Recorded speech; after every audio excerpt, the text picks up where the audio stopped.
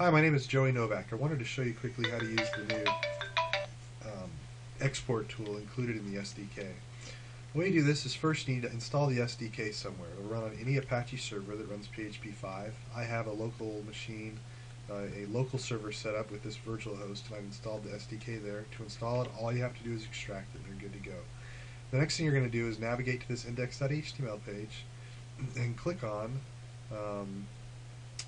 this set app info for tests. And once you click that, it's going to take you to a page that looks like this, where you put in your app host name. The app port will always be 443, and then you paste your app key here. Once you click submit query, it's going to show you this connectivity test results. It's going to check to make sure the host name is valid and that it can connect to the API without a key, and then it's going to test it with the API key. So using this, you can tell if you have your host name or the app key correct. Once you've done that, you can come back here and click on Exporter, and you can select what table you want to export. All the tables that are accessible via the data service query method are available here for export. So I'm just going to click Contact.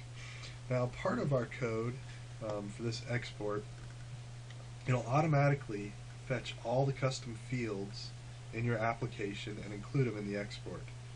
So if you look here, I'll show you some of the code real quick. Here in the exporter file, right up here, we do this quick thing with our objects, and we say, hey, does this object have a custom field form ID? And that's the fields are grouped, the custom fields are grouped in the database or through the API via a form ID. And there's each table or object that has custom fields has a different form ID. So if the table has a custom has custom fields, then we're going to use this method to go get all the custom fields, and then we just use this add custom fields method to add all those custom fields to the object. And then whenever we come down here and do our query, it's going to get all the data and not just the standard set of fields.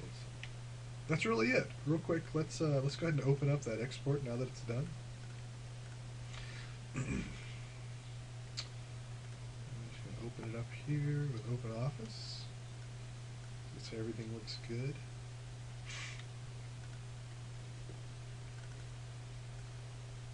Now the reason you don't see so much data is because it automatically sorts the fields by alphanumeric order.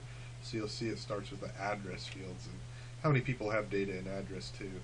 So we'll scroll over and you've got date created, email, all the usual things you need. So anyways, that's it. If you have any questions, feel free to email me or post a comment on the code page. And I hope you find this useful. Thanks. Bye.